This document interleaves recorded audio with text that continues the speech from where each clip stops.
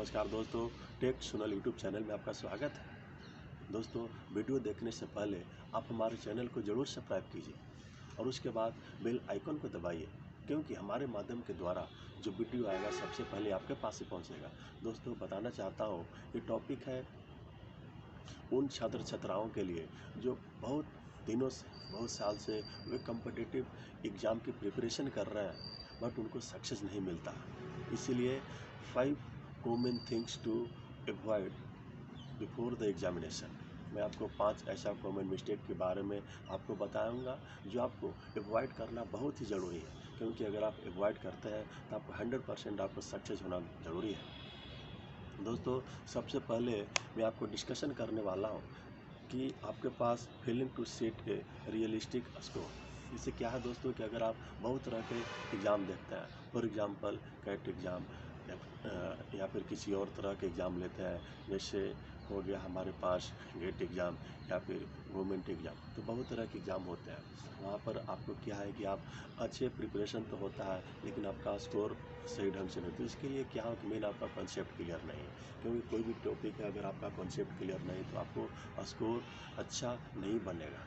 इसीलिए आपको एक रियलिस्टिक आपको टाइम होना चाहिए, एक कॉन्सेप्ट होना चाहिए, उसके माध्यम से ही आप एक अच्छा स्कोर कर सकते हो। अगर इन चीज़ों पर अगर आप ध्यान दोगे तो 100% आपका स्कोर क्लियर हो जाए। उसके बाद हमारे पास आता है दोस्तों निगलेक्टिंग मॉक टेस्ट।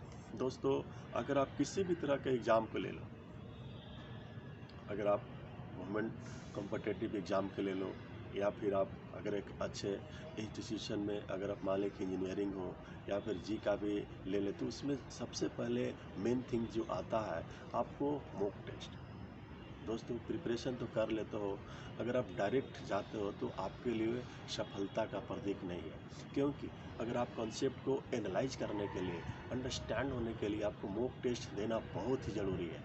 दोस्तों, जितना भी आपको मॉक टेस्ट आप दोगे उतना ही आपका कॉन्सेप्ट आपको क्लियर होगा।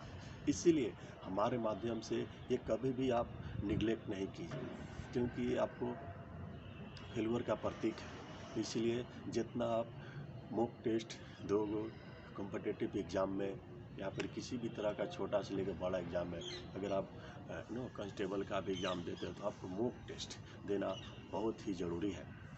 उसके बाद पॉइंट नंबर 3 के लेकर चलते हैं, तो आपको लिविंग योर एरर अनरिव्यू।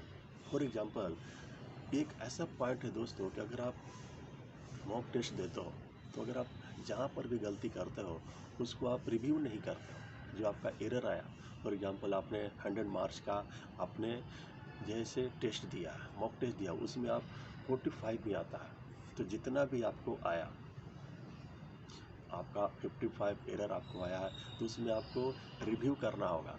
उस कॉन्सेप्ट के दोबारा से समझिए, दोबारा से डीप अंडरस्टैंडिंग रखिए, क्योंकि कॉन्सेप्ट रखिए, उसके माध्यम से ही आपका एक अच्छा नेक्स्ट टाइमिंग आपको जब उस पर किसी भी टॉपिक पर आपका जब होगा एग्ज़ाम, आपके मॉक टेस्ट, आप 100% उसको क्लियर हो जाओगे। उसके बाद दोस्तों मैं लेकर एक आया हूँ पुअर टाइम मैनेजमेंट। दोस्तों, टाइम मैनेजमेंट एक ऐसा मैनेजमेंट है जो आपको टाइम आपको मैनेज करना होगा। अगर आप कॉम्पिटिटिव एग्ज़ाम की तैयारी कर रहे हो, अगर आप नेशनल लेवल एग्ज़ाम जैसे IAS, IPS या फिर गेट एग्ज़ाम, कैट एग्ज़ाम, किसी भी तरह के एग्ज़ाम दे लो दोस्तों, आपको टाइम मैनेजमेंट करना बहुत ही ज़रूरी है। अगर आप हो सकता है कि अगर आप कंपनी में CEO हो तो उनके लिए भी एक टाइम टेबल होना बहुत ज़रूरी है, क्योंकि एक टाइम टेबल मेंटेन करने के लिए हमारे हिसाब से अगर ये देखा जाए, मैं अपना प्रोफेशनल करियर में, मैं अपना इंजीनियर करियर में, मैं जब भी पढ़ाई किया तो सुबह आप एक टाइम टेबल मेंटेन कीजिए। 10 to 11 के बीच में सोइए और उसके बाद 4 to 5 के बीच में, 3 to 5 के बीच में आप मॉर्निंग में जाग जाइए। उसके क्योंकि वहाँ से अगर फ्रेश होने के बाद देखते हैं तो हमारे दिन की शुरुआत अप टू 8 to 9 के बीच में हमको 4 घंटा का टाइम मिल जाएगा। इसीलिए अगर इतना सुबह में टाइम मिल जाए दोस्तों, रिमेनिंग टाइम हमारे पास और है, 100% आप मिनिमम 10 to 14 आवर तक आप टाइम यूटिलाइज कर सकते हो रीडिंग के लिए, प्रिपरेशन के लिए, प्रिपरेशन स्ट्रैटेजी के लिए। इसीलिए मैं बताना चाहता हूँ, कोई भी तरह का आपको एग्ज़ाम है तो आपको टाइम मैनेजमेंट करना बहुत ही ज़रूरी है। दोस्तों आपको बताना चाहता हूँ, उसके बाद हमारे पास एक कॉन्सेप्ट है, जैसे रिफ्यूजिंग टू हमारे पास जो कॉन्सेप्ट आपको आता है, रिफ्यूजिंग टू रिवाइज, ये पांचवा कॉन्सेप्ट लेकर आया। दोस्तों अगर आप किसी भी तरह का एग्ज़ाम के ले लो, कॉम्पिटिटिव एग्ज़ाम के बारे में बात करता हूँ, अगर आप मॉक टेस्ट दिए हो, तो अगर आप फेल हो गए हो या फिर आप समझ में नहीं, तो उसको रिवाइज करना बहुत ही ज़रूरी है। क्योंकि अभी मैं एग्जांपल दिया, 100 में 40 मार्क्स ही आता है या फिर 45 मार्क्स आया है, तो आपको सबसे पहले क्या करना होगा, उस टॉपिक को समझिए, डीप अंडरस्टैंडिंग रखिए। डीप अंडरस्टैंडिंग रखने के बाद ही आप कर पाओगे। तो दोस्तों एक ऐसा प्रिपरेशन स्ट्रेटजी है जो आपको कॉमन मिस्टेक है, जो आपको कॉम्पिटिटिव एग्ज़ाम में आपको ये माइंड में सेट करके ही आप सफलता की बुलंदियों को छू पाओगे।